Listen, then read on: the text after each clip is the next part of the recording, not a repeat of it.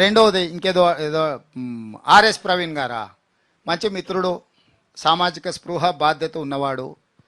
అప్పుడప్పుడు కొన్ని కేసీఆర్ అందుకే మీకు పాతకాలంలో రాక్షసుడు ఉంటాడు, ఎదురుగా యుద్ధం చేయడానికి పోతే సగం బలం గుంజుకుంటాడని. ఎవరు వాలా కేసీఆర్ కూడా అట్లాంటి వాడు, ఎంత తెలివి కల్లోడు అని ఎదురుగా పోతే సగం తెలివి గుంజుకుంటాడు. అట్లా మిత్రుడు అట్లా ఉన్నట్టున్నాడు. నాకు తెలిసి ఆయనతో చేరుతాడని నేను అనుకోను. ప్రవీణ్ పట్ల నాకు ఇప్పటికీ గౌరవం ఉంది. ఒక సామాజిక బాధ్యత ఉండి ప్రజల కోసం తన ఇంపార్టెంట్ పోస్ట్, అంటే తన డీజీపీ అయ్యి ఉండేవాడు సర్వీస్లో ఉంటే. మొన్న కూడా నేను పబ్లిక్ సర్వీస్ కమిషన్ చైర్మన్గా వారికి ఆఫర్ ఇచ్చిన. ఎందుకంటే 2 లక్షల మంది నిరుద్యోగ యువకులకు ఒక మంచి రిక్రూట్మెంట్ బోర్డు ఉండాలని తెలంగాణ పబ్లిక్ సర్వీస్ కమిషన్ చైర్మన్గా వారిని 15 డేస్ అసలు డిలే అవ్వడానికి నేను ప్రవీణ్ గారిని రిక్వెస్ట్ చేసిన.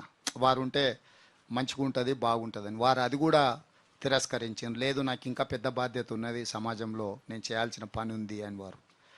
సో మరి ఈరోజు ఒకవేళ వారు కేసీఆర్తో చేరుతున్నారంటే ఇంకా వారే తెలంగాణ సమాజానికి జవాబు చెప్పాలి. ఇంకా నేను కామెంట్ చేయడానికి కూడా ఏం లేదు, ఎందుకంటే వారి పట్ల మన్నున్న గౌరవం ఈరోజు కూడా నాకుంది. నెక్స్ట్, మీరు నిజాం పాలన గురించి మాట్లాడారు. మరి ఉమా పేరు చెప్పలేదు. Sorry I'm Uma Sudheer, I'm with NDTV news channel. మీరు నిజాం పాలన గురించి మాట్లాడారు and you spoke about కాజిం Rizvi. Who is the present day కాజిం Rizvi? Really, do you want that name? Mr. Prabhakar Rao. Oh, and good.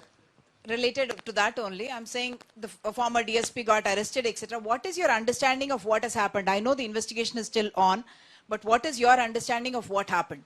Midway, I cannot disclose any inquiry or whatever investigation is going on. Once the investigation is concluded, then definitely I will come and I will explain to everyone.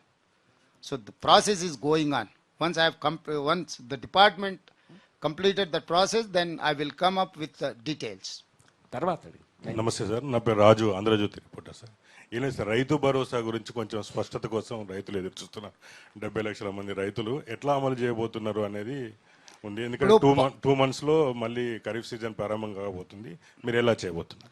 రైతు భరోసాకు సంబంధించి ఎవరు ఆందోళన చెందాల్సిన అవసరం లేదు.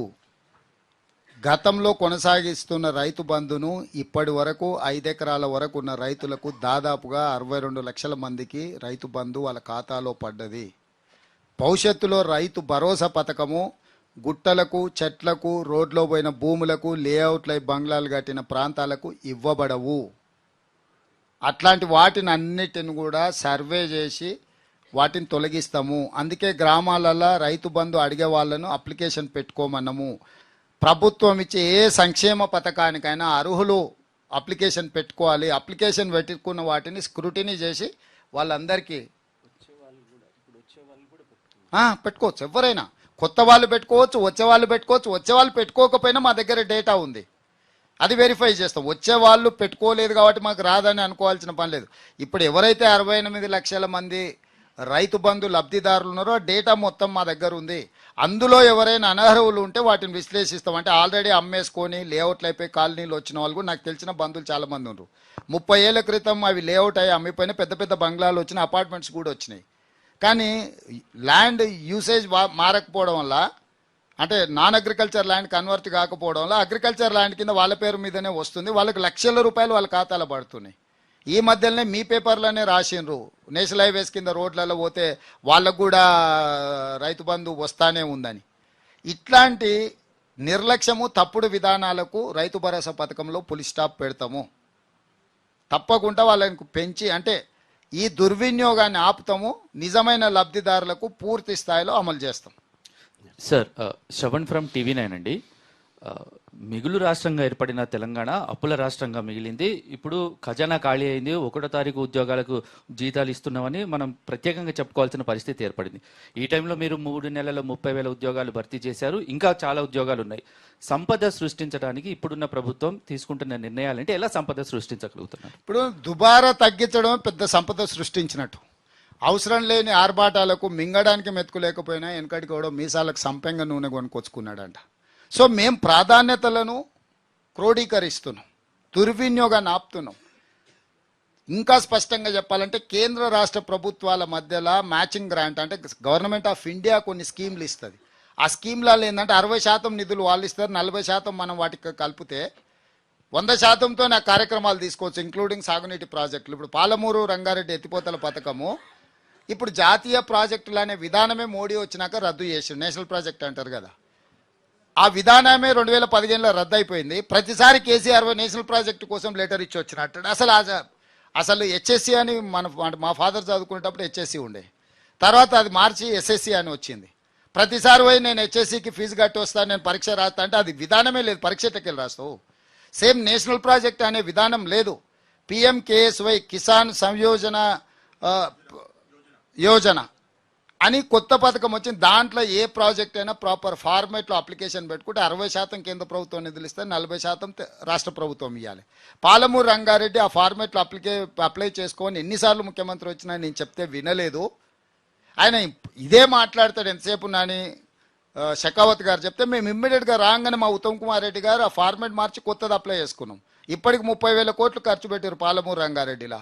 60% వస్తే 18,000 కోట్లు కేంద్ర ప్రభుత్వం నుంచి వచ్చేటివి. అప్పులు చేయాల్సిన బాధ తప్పుతుండే. ఇప్పుడు అప్పుల ముప్పు నుంచి కాపాడడానికి కేంద్ర ప్రభుత్వం అది రూరల్ హెల్త్ మిషన్ కావచ్చు, ఇరిగేషన్ ప్రాజెక్ట్స్ కావచ్చు, లేకపోతే ఇతర ఏవేవైతే పథకాలు ఉన్నాయో కేంద్ర ప్రభుత్వం మొదలుపెట్టే పథకాలు, అది మన హక్కు. మనం వాటిని నిధులను వినియోగించుకొని రాష్ట్ర ప్రభుత్వం సద్వినియోగం చేసుకుంటుంది. ఇప్పుడు నీకు జిఎస్టీలో అసలు వాళ్ళకు నచ్చిన వాళ్ళకు 1,000 కోట్ల రూపాయలు ప్రతి నెల అడ్డగోలుకి ఇచ్చిపెట్టారు. మొదటి నెల నేను వచ్చిన వెంబడే జిఎస్టీ మీద దృష్టి పెడితే ఫస్ట్ మంత్ 289 కోట్ల ఆదాయం పెరిగింది. రెండో నెల 550 కోట్ల రూపాయల ఆదాయం పెరిగింది. ఈ నెల 700 కోట్లకు టచ్ అవుతుంది. నెక్స్ట్ 3 నెలల్లో ప్రతి నెల నాకు జిఎస్టీలో 1,000 కోట్ల రూపాయల అదనపు ఆదాయం, అంటే పన్ను ఎగవేతదారులు పన్ను కట్టకుండానే ఇన్పుట్ ఇవి తీసుకోవడాలు, అసలు ట్రాన్సాక్షన్ లేకుండానే తీసుకోవడాలు, అంటే ఎన్నో రకమైన తప్పులు. ఎక్సైజు మీరు చూసారు కదా, టానికో బీనికో అని వాళ్ళకి సంబంధించింది. దాంట్లో ఒక్క నెల చూస్తేనే 200 కోట్లు ఎంతో, ఒక సంవత్సరానికి లెక్కేస్తేనే 200-300 కోట్లు వచ్చింది. 5-6 నెల ఈ 5-6 ఏళ్ళది లెక్కేస్తే 3 ఏళ్ళు 4 ఏళ్ళు అయినట్టుంది. అవి లెక్కేస్తే ఇట్లా చాలామంది నచ్చితే నజరానా, నచ్చకపోతే జుర్మానా. ఈ విధానం జిఎస్టీలో కానీ, వ్యాట్లో కానీ, ఎక్సైజ్ డిపార్ట్మెంట్లో కానీ అడ్డగోలిగా అసలు ఎట్లా పడితే ఎడాపెడా దోపిడీదారులకి ప్రభుత్వం సహకరించింది. ఈ 300 రోజుల్లో దాదాపుగా నాకు ప్రతి నెల 700-800 కోట్ల రూపాయల ఆదాయం పెరిగింది. నాకు నమ్మకం ఉంది ఇంక కొద్ది రోజుల్లో ఒక 3 నెలల్లో 1000 కోట్లకు, అంటే ప్రతి నెల 1000 కోట్ల ఆదాయం పెరిగితే నాకు సంవత్సరానికి 12,000 కోట్ల ఆదాయం పెరుగుద్ది.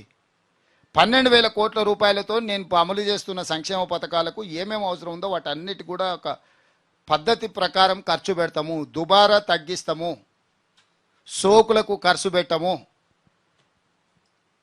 అంచనాలు తక్కువేసి అడ్డగోలుగా పెంచే విధానం మా దగ్గర ఉండదు. తద్వారా మిగులు నిధులతోని ఇవన్నిటిని కూడా అమలు చేస్తాం.